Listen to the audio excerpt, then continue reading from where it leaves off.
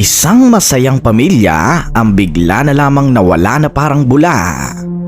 Walang nagpaalam, walang naiwang mensahe.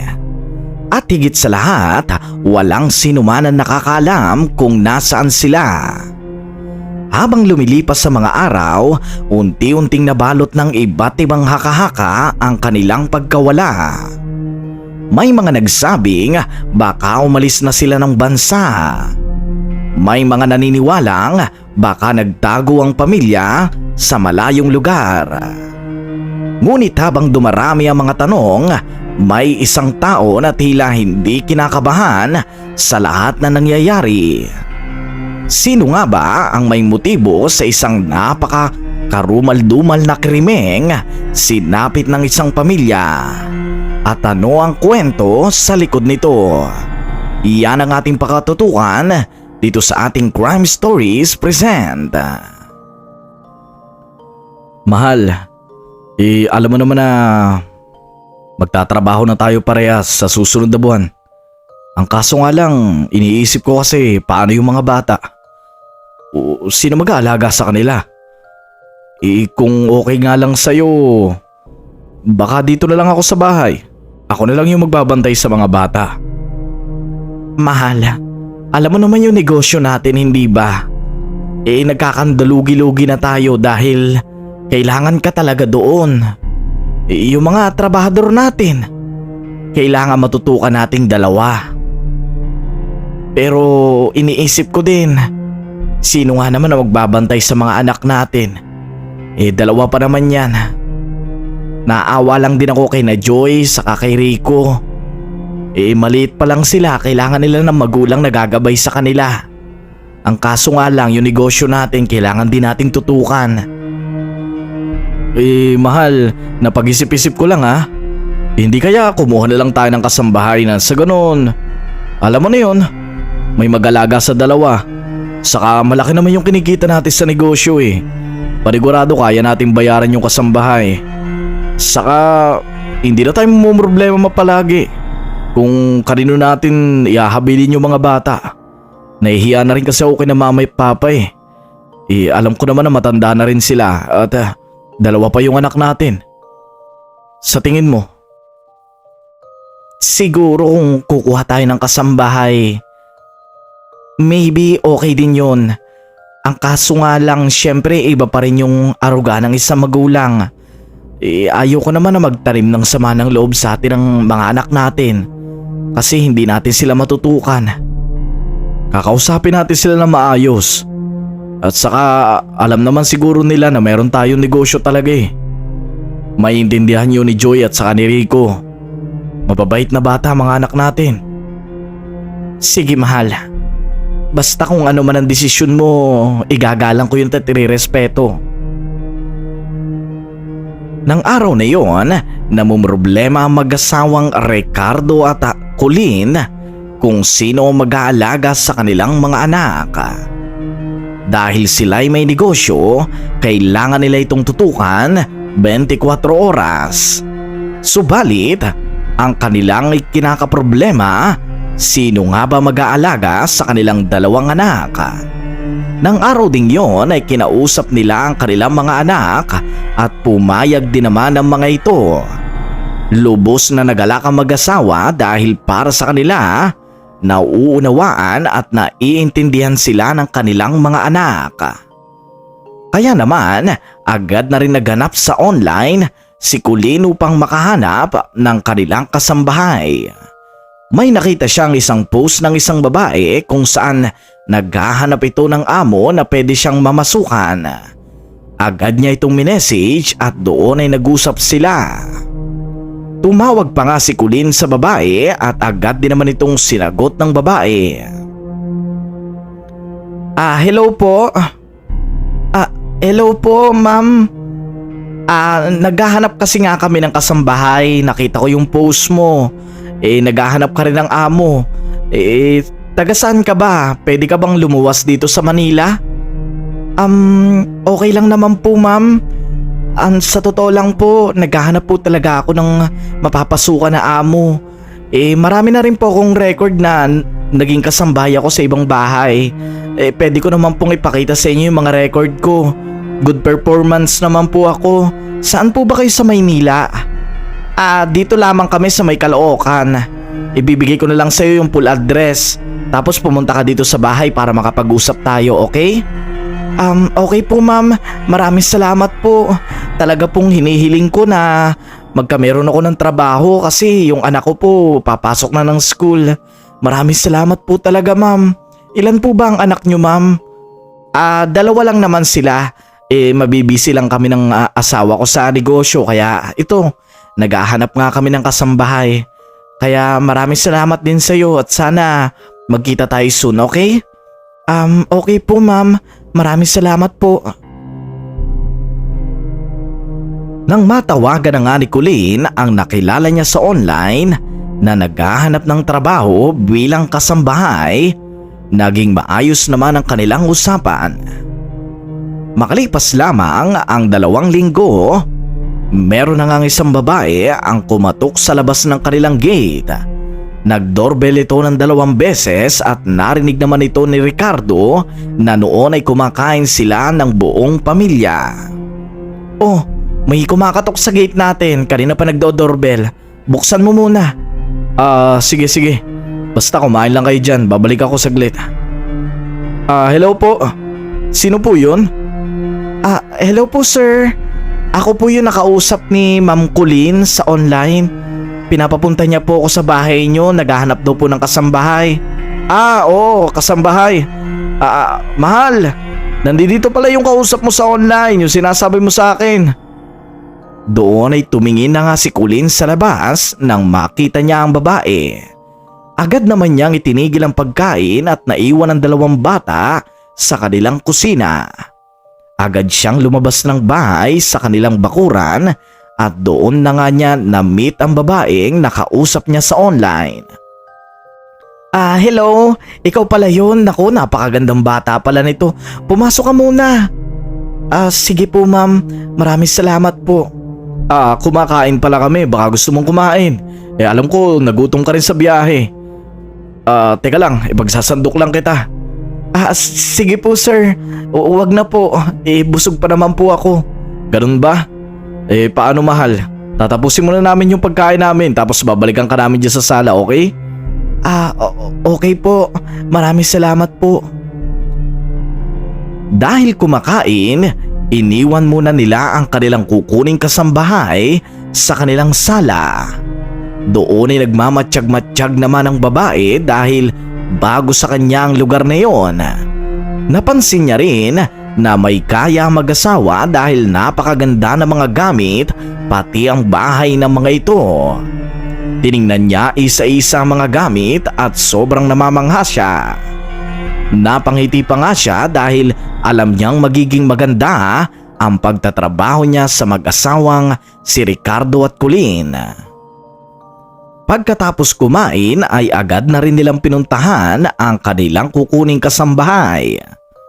Oh, mahal, sino bang kakausap dun? Ikaw na? Ako na mahal. Mas maganda kung akong kumausap sa kanya. Alam ko kasi kung paano aalagaan yung mga anak natin para may paliwanag ko sa kanya. Siya sige. Basta dito muna ako sa kusina. Nahihiya kasi ako eh. Okay mahal.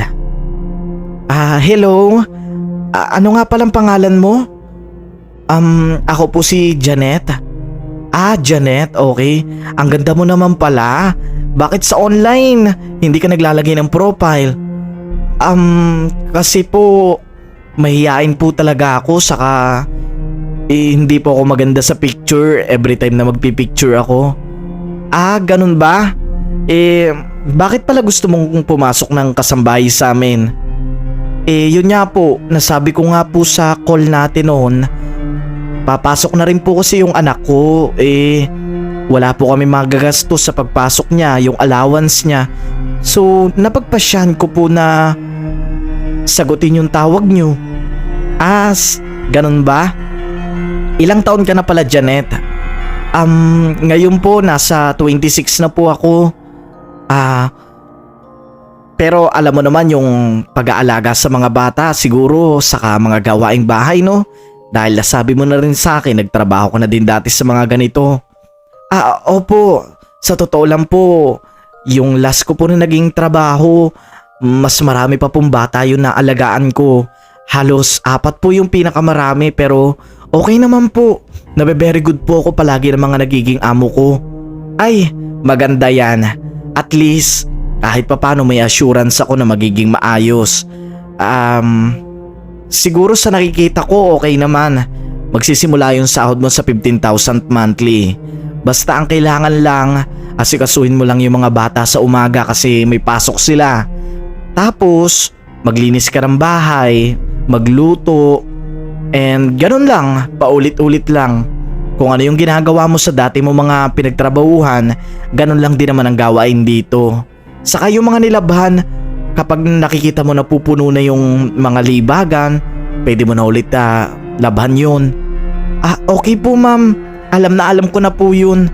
At alam na alam ko rin po mag-alaga ng mga bata. Pwede ko po ba ma-meet yung mga bata? Okay. Ricardo, patawag naman ng mga bata. Oh, Joy at Rico, pumunta kayo doon sa mama nyo. Sige po. Ay, ang kukuyot naman po pala ng mga anak nyo. Hindi naman po ba sila malikot? Hindi naman sila malikot. At sa totoo lang napakagalang ng mga yan. Naturuan din kasi na maayos dito sa bahay. Hello sa inyo, Joy, saka Rico. Hello din po. Siya po ba yung magiging yaya namin? Oo anak. Siya yung magiging katulong dito sa bahay natin. Lagi kayo makikinig sa kanya. Huwag niyong sasawayin ang lahat ng sasabihin niya. Saka nakikita ko naman mabait itong si Janet. Panigurado ko maaalagaan niya kayo ng ayos. Basta Janet, ituring mo din ang mga anak mo itong dalawa ha. Opo ma'am, lagi po yung nasa patakaran namin bilang isang katulong. Kailangan pong maging pamilya na rin kami. Ganon naman talaga. At ikaw, ituturing ka din naming pamilya dito. Maraming salamat sa'yo. So paano, magbanding-banding muna kayo dyan tatlo. Joy, mag-bless ka sa iyong bagong katulong. Ay, wag na po ma'am. Masyado po akong tatanda. 26 lang po ako. Ricardo, meron ka bang gustong sabihin sa bago nating katulong? Hello Janet. Hello po sir. Welcome dito sa good luck nga pala. Sana maging maayos tayo sa trabaho natin. Magiging busy lang kami ng asawa ko dahil sa, alam mo na, negosyo. Kaya sana ikaw na lang muna ang bahala sa mga anak namin ha. At saka pagigihin mo dahil makakatanggap ka naman sa amin ng bonus. Maraming salamat po. Nasabi mo na ba na 15,000 monthly yung sahod niya? Nasabi ko na mahal. Lumipas pa maraming araw at naging maayos naman ang pag-aalaga ni Janet at ang pagiging kasambahay niya sa bahay ni Ricardo at Colleen. Wala silang nakikitang kahit anong mali na ginagawa nito sa loob ng bahay. Sa totoo lang, sa tuwing uuwi sila, areglado ang bahay, malinis at ang kanilang mga anak ay laging nag-aaral. Mas lalo pa silang natuwa na para bang mas naging ganado ang mga bata sa kanilang pag-aaral.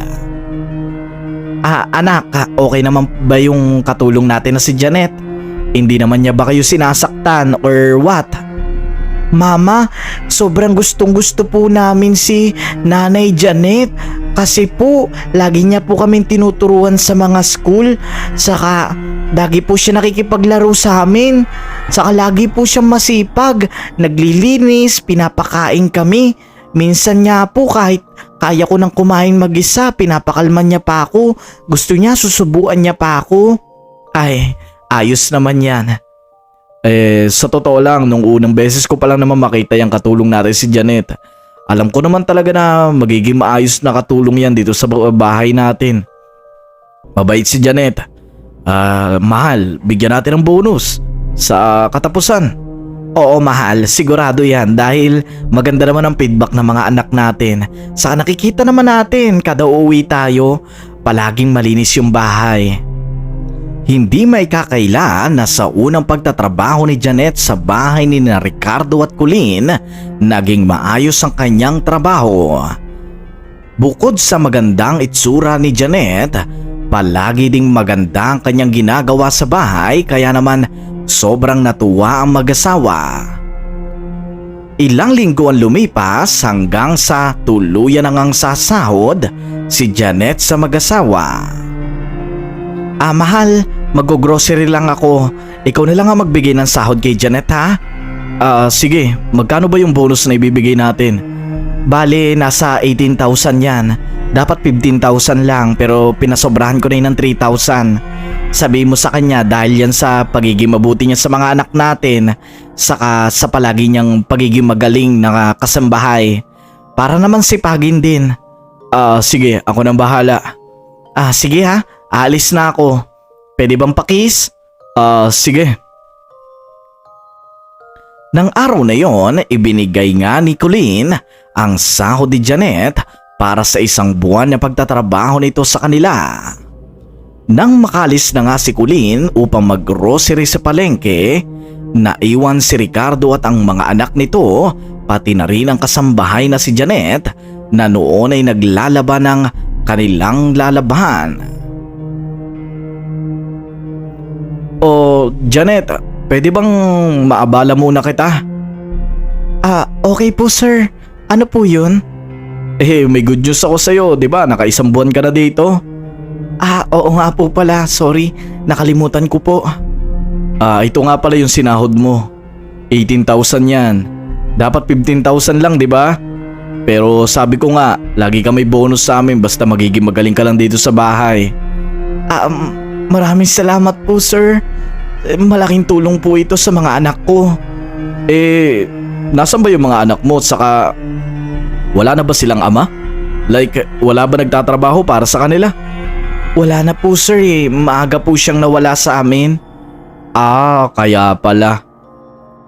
Nang araw na yon, ibinigay na nga ni Ricardo ang sahod ni Janet. Subalit habang buhat noon ni Janet, ang timba na may tubig ay natapon ito sa may paanan ni Ricardo. Sir, sorry po. Hindi ko po sinasadya. Ayos lang. Masyado ka naman yatang natatakot sa akin. Okay lang yan. Hindi mo naman kailangang humingi ng sorry sa akin. Sorry po talaga. Lilinisin ko na lang po yung may paanan nyo. Nabasa po yata yung short nyo. Ako na lang. Kaya ko na naman yan. Habang nililinis ni Ricardo ang kanyang short na nabasa, napatitig si Janet sa kanyang mga mata. Hindi na rin naiwasan pa ni Ricardo ang mag-cross ang kanilang mga mata dahil sila lang ang tao noon sa banyo. Habang nangyayari yon, nakaramdam ng kakaibang pakiramdam si Janet para sa kanyang boss. Nararamdaman din ni Ricardo noon na parang may kakaiba sa kanyang feeling para kay Janet. Bukod kasi sa maganda ito, napaka-inosente ng mga mukha nito. So paano? Nandiyan naman yung sahod mo na, di ba? Okay na naman, di ba? Sir, pwede po bang wag mo na kayong umalis? Bakit? Kailangan ko puntahan yung mga anak namin. Doon na nga'y bigla na lamang sinunggaban ng halik ni Janet ang kanyang boss at hindi na rin nakapagpigil pa si Ricardo. Bilang lalaki ay gumanti rin siya ng halik kay Janet. Sorry po sir, hindi ko po sinasadya. Ayos lang. Sana kung ano man tong ginagawa natin, itago muna natin ha. Ito pala, may pera pa ako dito. Ipadala mo sa anak mo, panggastos mo din. Sa totoo niyan, simula na dumating ka dito sa bahay, gusto na talaga kita. Doon niya ipinagpatuloy pa nila ang kanilang ginagawa hanggang sa may nangyari sa kanila ng araw na yon. Pag-uwi nga ni Colleen, may mga dala na siyang grocery at wala siyang kaalam-alam sa nangyayari sa dalawa ng araw na yon. Lumipas pa maraming araw at maraming linggo, nagtuloy-tuloy ang ginagawa ng dalawa. Sa tuwing wala si Colleen, palagi nagsisiping ang isang kasambahay na si Janet, pati na rin ang amo nito na si Ricardo. Bagay na pagtataksil ni Ricardo sa kanyang asawang si Colleen. Alam mo, matagal-tagal na din natin ginagawa to. Sa totoo lang, mas gusto kita kaysa sa asawa ko eh. Sa totoo lang, parang mas mahal na kita kaysa sa asawa ko. Paano yan, Ricardo? Gusto ko lamang di mag-open sa'yo. Nagseselos ako kapag kasama mo si Colleen. Si ma'am, nagseselos ako. Pwede bang iwanan mo na yung pamilya mo para sa akin? Pwede bang ako na lang? Ash, huwag ka muna maingay. Alam mong hindi magiging madali yun. May negosyo kami ni Colleen. At sa totoo lang, dalawa na yung negosyo namin ngayon. Yung isa nakapangalan sa akin, yung isa nakapangalan sa kanya. Committed na ako sa pamilya na to. Hindi ba pwedeng maging side chick ka na lang? Nang sinabi yun ni Ricardo, nasakta ng sobra si Janet sa kanyang mga sinabi. Para sa kanya, hindi siya para pang side chick lang. Dahil para sa kanya, dapat siyang mahalin ng totoo ni Ricardo. Doon na nga nagsimula ang galit na hindi sumisigaw, subalit meron palang nakatagong lihim sa bawat galaw. Simula ng araw na yon, nagtanim ng galit si Janet kay Ricardo, lalo pa nang minsang mahuli niya ang dalawang mag-asawa na may ginagawa sa kwarto ng dalawa. Hindi niya maiwasang masaktan kapag nakikita niya ito na ginagawa ni Ricardo.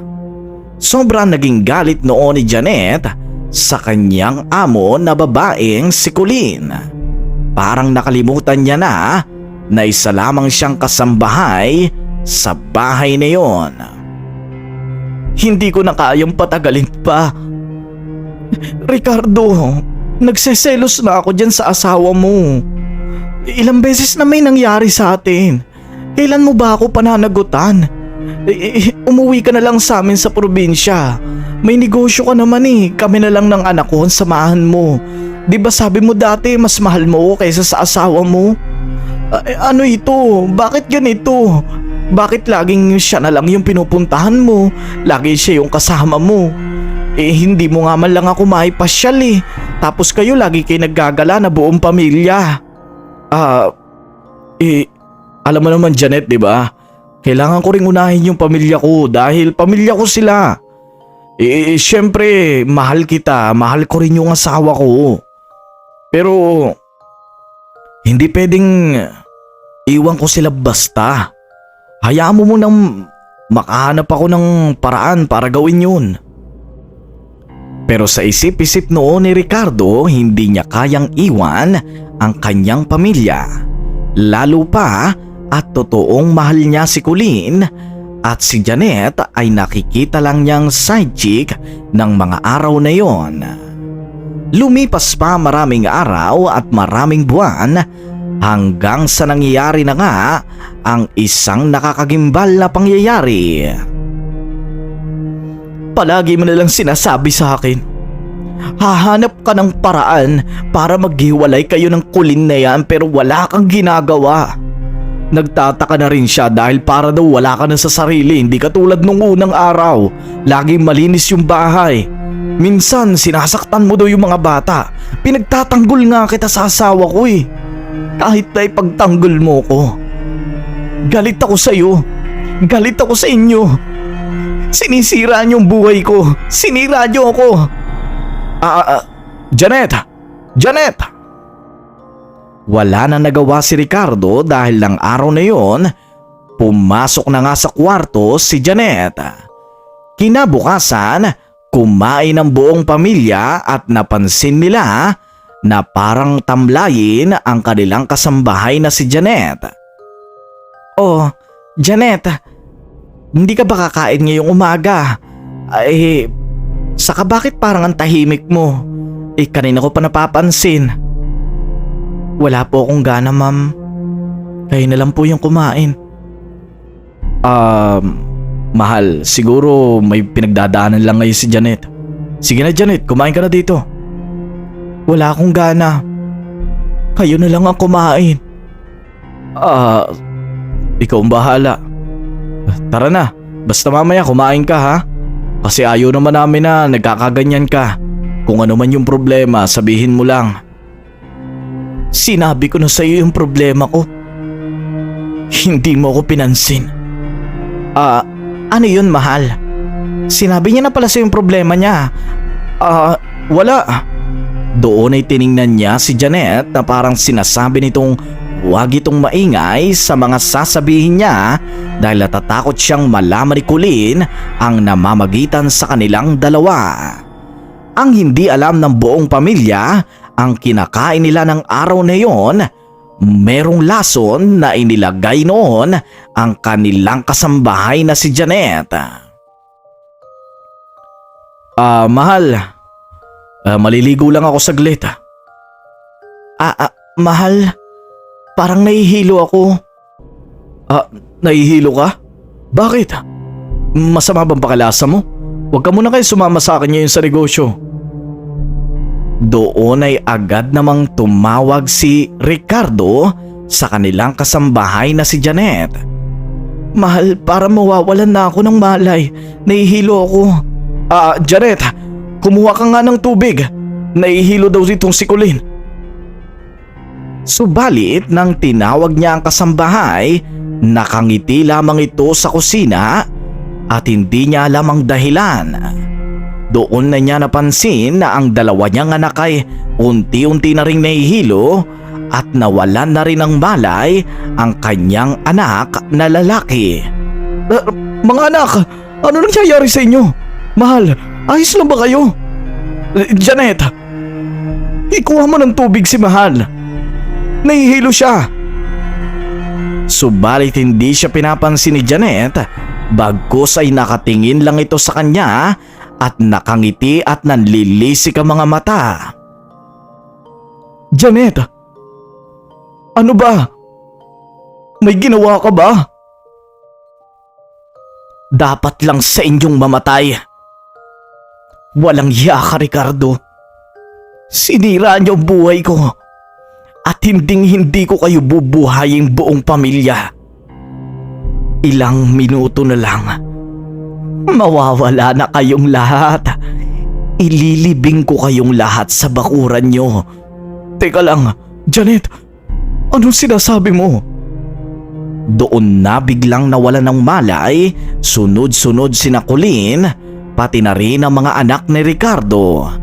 Si Ricardo naman, nakakaramdam na rin ng hilo ng pagkakataon na yon. Subalit, nalalabanan niya pa ito. Parang awa mo na, ano bang pinakain mo sa amin? Nahihilo na rin ako. Dapat lang mahilo ka. Papatayin kita, Ricardo. Sinira mo ang buhay ko. Sisirain ko ang pamilya mo. Doon na nga, nawalan na rin ng malay ang lalaki na si Ricardo. Pagkatapos ng nangyaring iyon, ang buong pamilya na dating masayang kumakain, ngayon ay lahat ay nakahandusay sa lapag ng hapagkainan. Dapat lang sa inyo yan. Kinuha na nga ni Janet ang mga sako na inihanda na niya bago pa ang krimen. Lahat ng ito'y planado at lahat ng iyon ay motibo niyang gawin. Isa-isa na nga niyang chinap-chap ang katawan ng kanyang mga biktima upang magkasya ang mga ito sa kanyang sakong daladala. Wala siyang awa sa pagkakataong iyon. Makalipas lamang ang ilang araw pagkatapos gawin ang karumaldumal na krimen, agad na ring naamoy ng mga residente ang masangsang na amoy na nanggagaling sa bahay na mag-asawa. Ricardo, Colleen, may tao ba dyan? Hello? May tao ba dyan? Sino po yun? Oh, Janet, ikaw yung kasambahay nila, di ba? Opo, bakit po? Naamoy namin ang baho dito eh. Ano ba meron dyan sa loob? Saka may mga bulok ba dyan na pagkain? Nasusulasok na yung buong mga kabarangay natin. Siguro po yung napanis lang nakarani ng baboy. Hindi po kasi nailigay ni boss ng maayos eh. Hindi po niya nailagay sa cooler. Naiwan niya po kagabi. Naiwan kagabi? Ilang araw na nga baho niya na. Ano ba talaga meron dyan? Ay nako, parang bulok na hindi ko maintindihan eh. Sana naman maayos na yan kasi napakabaho.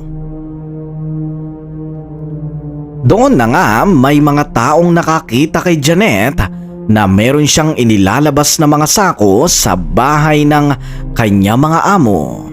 Nagukay din siya sa harapan at doon niya inilagay ang mga nabubulok na sakong ito. Nakikita mo ba yun? Siguro yun yung nangangamoy oh. Ang baho talaga. Ano kaya yun? Bakit binabaw niya sa bakuran? Hindi ko rin alam pare. Baka mga nabulok na pagkain. Alam mo naman niya Ricardo at Colleen, talagang mayaman niya mga yan. Binubulok na lang nila yung mga ulam nila. Sa pagkakataong yon, hindi na lamang pinansin pa ng mga kasambahay ang nakita nila doon. Lumipas pa mga araw at may nakikita silang mga sasakyan na tumitigil sa harapan ng bahay ni Ricardo at Colleen. Inilalabas sa mga gamit na mga ito at ikinakarga sa sasakyan. Janet, ano ba meron dyan sa bahay na yan? Saka bakit inilalabas yung mga gamit ni Colleen? Ito po ba? Dadalhin daw po sa negosyo nila. Para daw po doon magamit. Pati mga TV? Wala ba silang TV doon sa kumpanya nila? Ewan ko po. Inutusan lang po nila ako eh. Saka hindi ko na nakikita si Ricardo. Minsan dumadaan siya dito. Nasaan ba sila? Ang tagal na nilang hindi nagpapakita. Nagbakasyon lang po sila. Pumunta po sila ng ibang bansa. At ako po nautusan nila na asikasuhin tong bahay. Ganun ba? Sa pagkakataong yon, meron pang mga naaamoy na mabaho pero medyo kaunti na lang dahil nailibing na ni Janet ang mga piraso noon sa bakuran. Makalipas pa ang ilang araw, ilang linggo at ilang buwan, marami na nagtatanong dahil hindi na raw nakikita ang mag-asawa. Pumunta na rin ang mga trabahante ng mga ito sa kanilang bahay dahil wala daw kung ano-ano'y iniwan sila ng mga ito. Isa ako sa nagtatrabaho po sa kumpanya ni na Ma'am Colleen saka si Boss Ricardo. Matagal-tagal na po kaming walang sahod dahil hindi po sila nagpapakita sa kumpanya nila. Chinachat po namin, wala naman po nagiging reply. Sana po may magawa kayong aksyon dito. Sige, iimbestigahan namin dahil marami na rin yung report na nawawala talaga yung mag-asawa. Sabi naman ng kasambahay nila nagpunta raw ng ibang bansa. Pero ipapacheck pa rin natin kung talaga bang umalis sila ng bansa.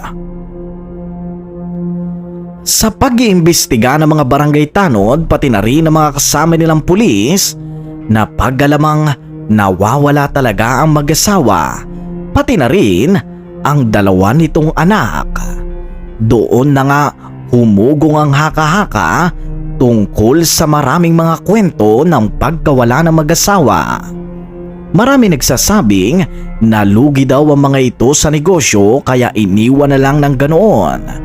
May mga nagsasabing nagtatago ang mga ito dahil sa death threat ng kanilang mga negosyong naitayo. Subalit wala pa ring malinaw na dahilan ang mga ito. Sino nga kaya ang may gawa nito? At doon malalaman ng isang pulis na minsan nagpunta sa kanilang bahay. Pare, alam mo, ang tagal na nating iniimbestigahan itong mag-asawa na Ricardo at Colleen hanggang ngayon wala pa rin tayo nakikitang ebidensya. Sino ba dapat ang kailangan nating pagbintangan dito kundi yun lang din naman kasambahay nila? Pwede kayang magkandak tayo ng investigasyon sa loob ng bahay nila? Pwede naman siguro yung pare. Magpapaalam lang tayo syempre doon sa kasambahay dahil siya daw yung pinagkatiwalaan doon. Hindi naman niya mapatunayan na talaga nasa ibang bansa. Kaya masyadong fishy yung mga binibitawan niyang salita. Makalipas ang ilang oras, pumunta mga pulis sa bahay ni na Ricardo at Colleen. Doon na nga agad nila nakita sa bakuran ang isang kahina-hinalang hukay na hindi nila makita kung ano ang dahilan.